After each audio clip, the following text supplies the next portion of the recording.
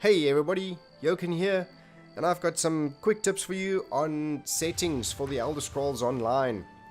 Now hopefully these settings will get a little bit more immersion out of the game for you, as well as give you some more combat cues if that's your intent. Now I've already set some of this, and by the way, this is my second video because I forgot to record the first one.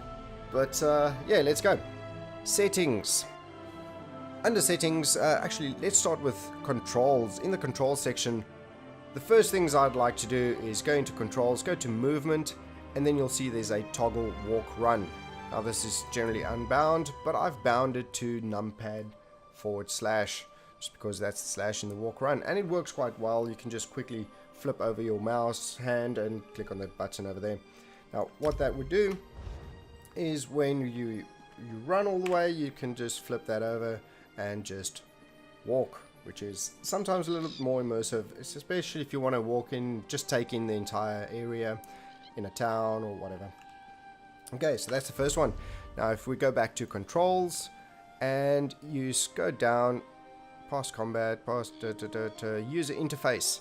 So in the user interface there is a UI on off button. Now you'll see I've bound that to numpad minus, and that'll allow you to take the entire UI off. This helps heaps if you want to do screenshots or videos and by the way, the queues are still there. You'll see that there's still an enemy queue, the attack queues are still there,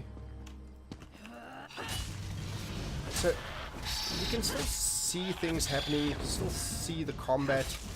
You just don't have any of your personal health queues.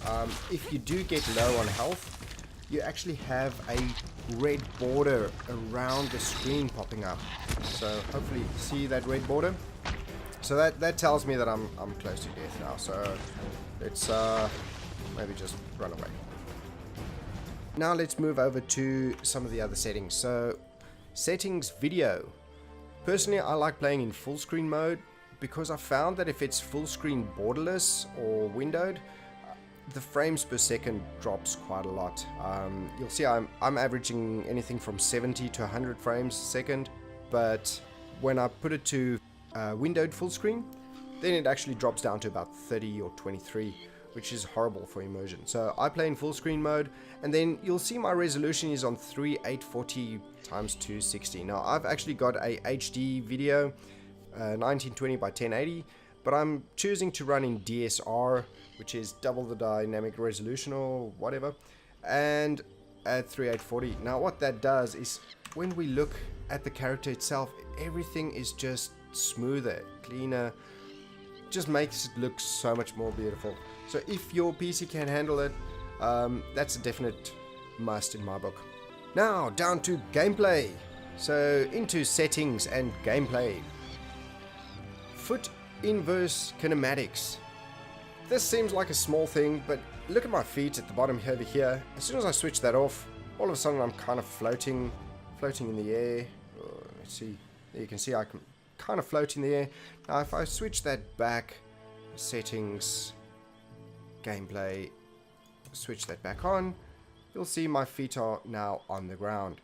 So it does help with immersion. It's a tiny little thing, but it just makes you feel more grounded in the world. The other item that I really like doing is auto looting. I like to loot absolutely everything, so in gameplay I switched my auto loot to on, and I also switched loot history to on. That way I could actually see whatever I'm looting, as well as any experience gain that I'm getting.